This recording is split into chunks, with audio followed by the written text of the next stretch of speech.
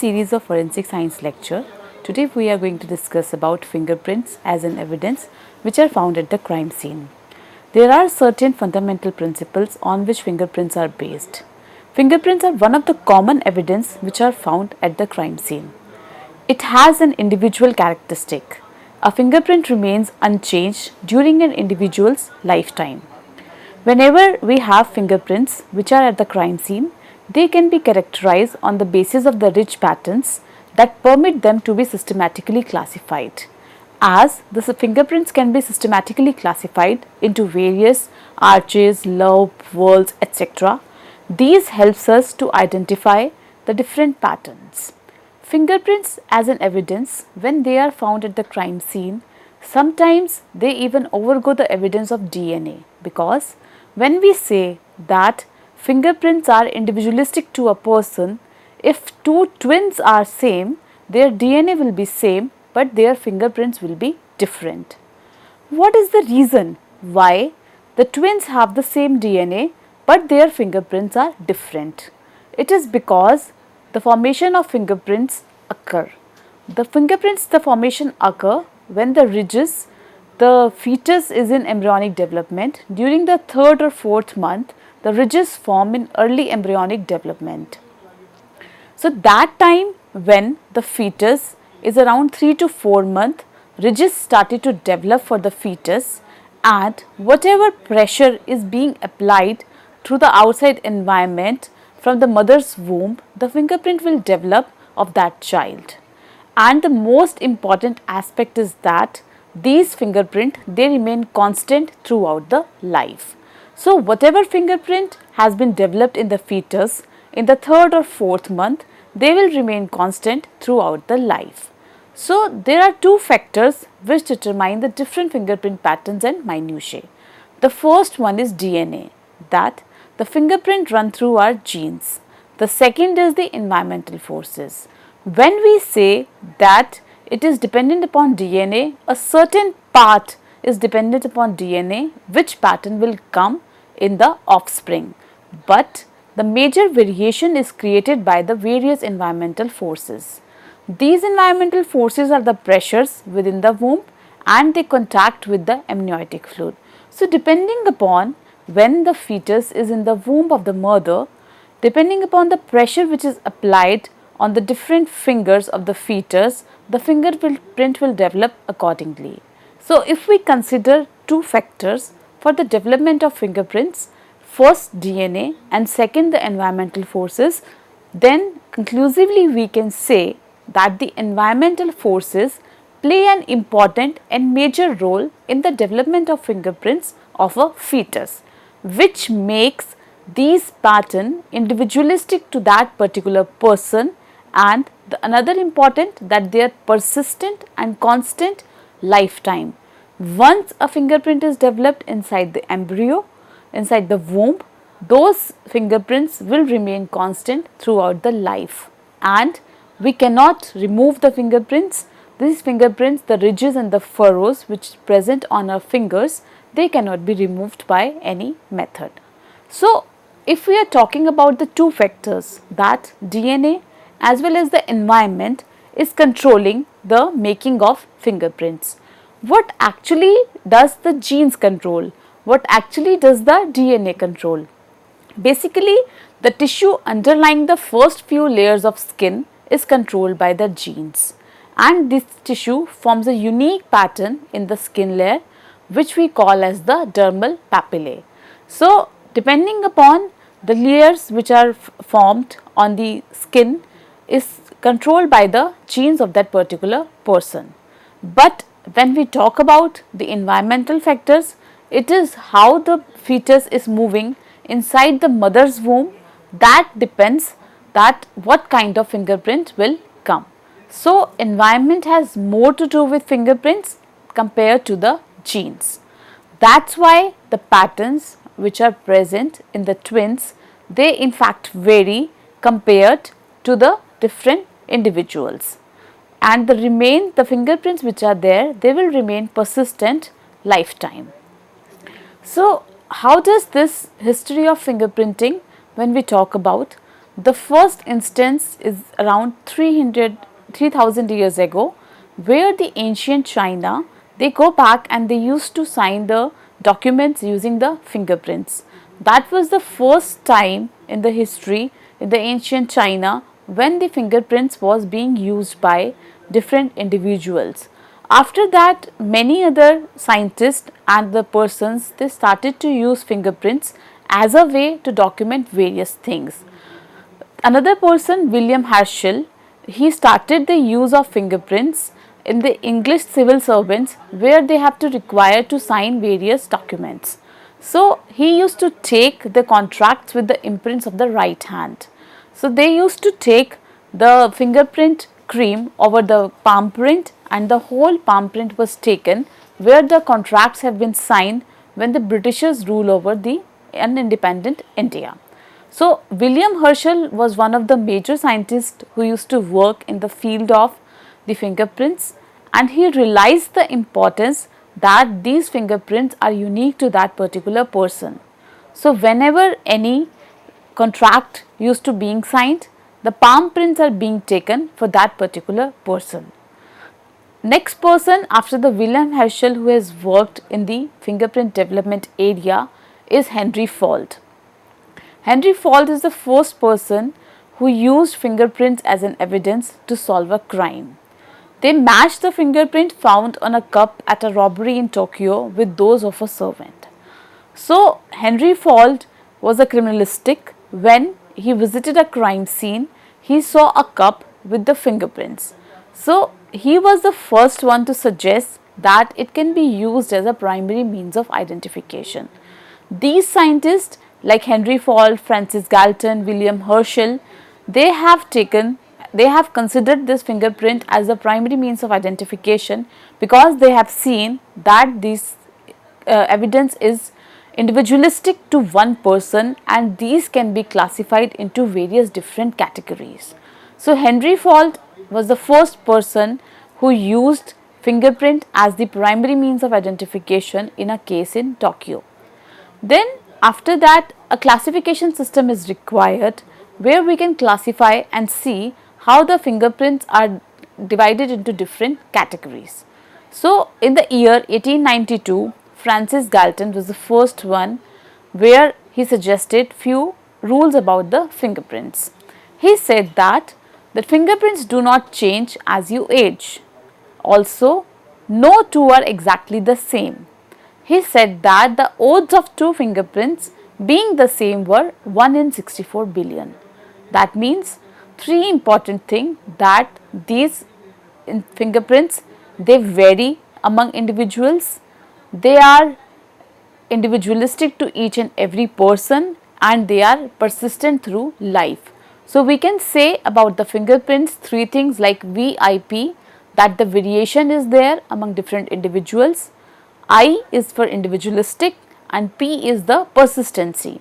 So it's a VIP evidence which can be found at the crime scene.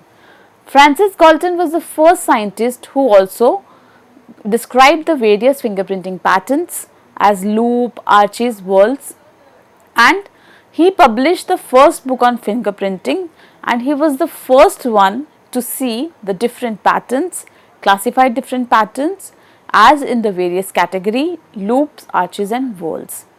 As we will go ahead, we will get to know about what are arches, loops and whorls. But when this fingerprint system is classified, then the Sir Edward Henry, he developed a system to file fingerprints. We know that the fingerprints are being classified into three different categories majorly, like loop, arches and whorls. But to know how to make a system where the fingerprints were being classified. So nowadays we have different softwares, and we can put and restore the fingerprints into our computer backup. But earlier back in the 19th century, where we didn't have any software systems to use for, the fingerprints were taken on a sheet of paper, and those sheet of paper, they have a proper classification system that to identify or to match fingerprints, they do not have to go for the whole records. So they make a special system through which they have classified the fingerprints on that basis, where they can identify that these fingerprints belong to which person.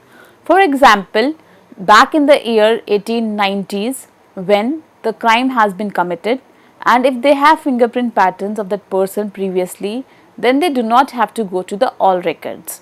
They have given a classification system where each pattern is given a number, and on that basis they have to just go through 1024 patterns to know if that particular fingerprints belong to that particular person or not. So the study of fingerprints, as we call as dactyloscopy, and the William Herschel was the first one who required Indians to put their fingerprints on contracts and use these fingerprints as a mean of identifying the prisoners. So this was during the Britishers' rule in India, where the Herschel was the first one who used to put the fingerprints on contracts. Then we have Henry Falls. He was the one who claimed that the fingerprints did not change over time. That means they are persistent in nature and they could be classified for the purpose of identification of any person. Alphonse Bertillon was the scientist who proposed the body measurements as a means of identification, and he also coined the term anthropometry. Bertillon classification system, it depends upon the various measurements of the body.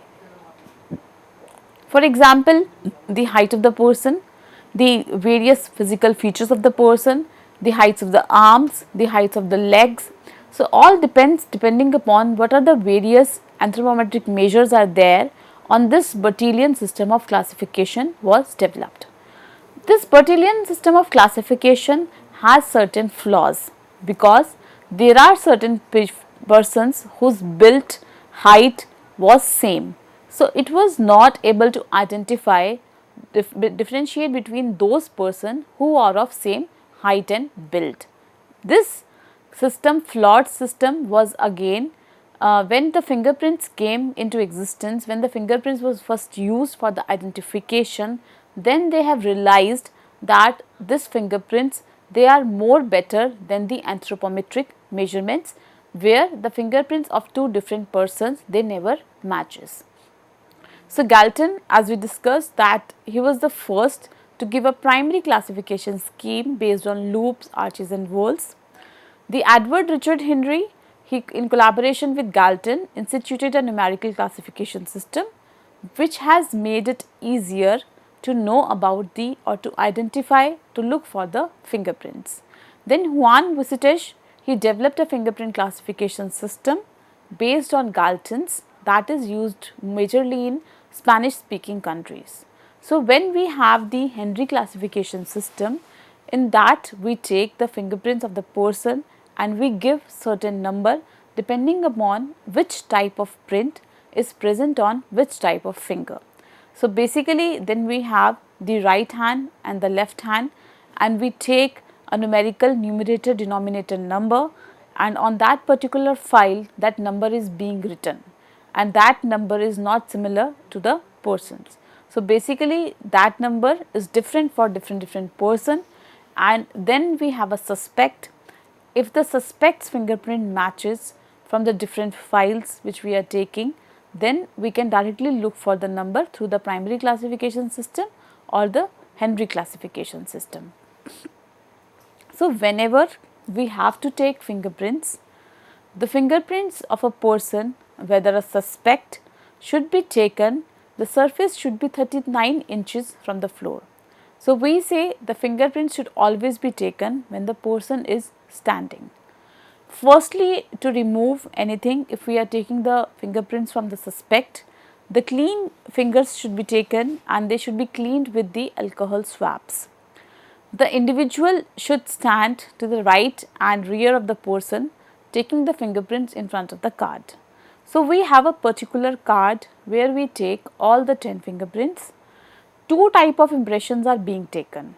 One is the rolled impressions and one is the plain impressions.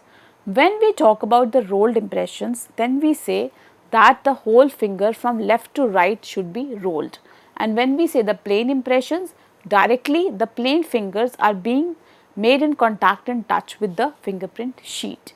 So, we take the rolled as well as the plain impressions of all our 10 fingers. So, when we talk about the fingerprinting sheet, the thumb should always roll towards the center of the body and fingers should always roll away from the center of the body. This is because to take the ease of the fingerprints on a fingerprint sheet. So, each finger is rolled in the correct space, taking care to lift each finger up and away after rolling to avoid smudging. So, firstly, there is a fingerprint ink. That fingerprint ink is put on the various fingers and that finger is then basically transferred to the Henry classification scheme, where we have the rolled impression as well as the plain impression. So, this sheet we have the 10 boxes on the top for the right finger and then for the left finger, and then on the base we have the plain impressions. As you can see in the image that firstly the 10 impressions in the first row and the second row, they are of the rolled impressions. The ink is being applied on the fingers of the suspect and then thumb is rolled away from the body and fingers towards the body, and then we give the rolled impressions over the top in the top two lines. After that, for the plain impressions, directly the fingers are being inked and the impression is being taken on the sheet. We will give the 4 finger impression together and after that 2 thumb impression are given separately. They are also the plain impression. So, the question arises, when we have the rolled impression, why there is a necessity to give the plain impressions? So, basically when a suspect is giving a rolled impression, there might be sometimes a mistake that the rolled impression may be given in the different column, or maybe the left hand or the right hand, they might be given from the above to the top or below to the above. So, to see or to match whether the fingerprints are being matched from the plain impression to the rolled impression, that each fingerprint which is present in the plain impression, for example, if at the left index a loop is present, then on the top also we will check that at the left index there should be a loop, because on the basis of these rolled impression we will classify the fingerprints, which will further help us in the matching of the fingerprints with the person. So, the rolled impressions are equally important as well as the plain impressions to check that the rolled impressions are given in the correct order. So, the flat impressions, they are taken simultaneously without rolling at a 45-degree angle, and then thumbs are taken in the 45-degree directly towards the paper. The plain impressions are also known as the flat impressions, and the fingerprints, when are being given on the sheet of the paper, the officer which is taking the fingerprints, he will also apply some pressure so that the fingerprints do not smudge and the clear prints are over there. These fingerprints, as we said that the Galton has divided these fingerprints into the various category of loops, arches and whorls. But when we talk about these fingerprints, they look like the flowing lines. These flowing lines we call them as the ridges or the furrows. These ridges, when we say, we have to identify various patterns which is known as the minutiae. So, these flowing lines, for example, if we take any fingerprint, will it look like the following various lines are flowing. We call them as minutiae and we look for the various individual characteristics which are present in the following line. For example, we have different minutiae characteristics for the ridge pattern. We have ridge endings, island or short ridge, bridge, eye or enclosure, delta, bifurcation or fork, dot, spur, double bifurcation and trifurcation. All these minutiae, they are present in our fingerprints as well as in our palm prints. The position of these minutiae present in the fingerprints or the palm prints cannot be same for two different persons. For example, if a bifurcation or dot is present in a person at a particular location, the other person cannot have a bifurcation or dot at the similar position. These ridge characteristics make this fingerprint unique. Whenever we encounter any fingerprint at the crime scene, we have to take the fingerprint from the crime scene, we have to photograph that fingerprint from the crime scene, and after that, that fingerprint is being matched with the suspects. So, sometimes they are repeated offenders. These repeated offenders data can be directly matched. But if the offender is not repeated and the fingerprints are present there, then we look for the suspect prints, and these prints are further being matched. So, whenever we look for the various bifurcations, dot, spur, double bifurcation, we look for the almost 8 to 10 characteristics which are admissible in the court of law. These bifurcations, dot, spur, they are being looked at using various softwares nowadays, but previously we used to look for with using a hand magnifying glass. These fingerprints, nowadays we are using automatic fingerprint identification system, where the data of the different suspects or the data of repeated offenders is being added and they can be matched through that. The various, as we discussed the ridge characteristic, there are core, delta, hook, eye, spur, enclosion, bridge, crossovers, different forks, etc. are present there. So, for example, a fingerprint is being found at the crime scene.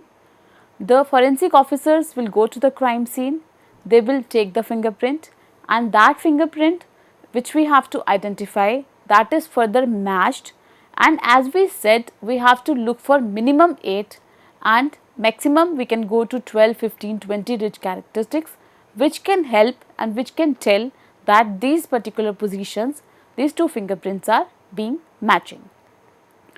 So, we can say, we can look in this image that different fingerprints, the center of the pattern where the lines they try to cross over each other, that is known as a crossover.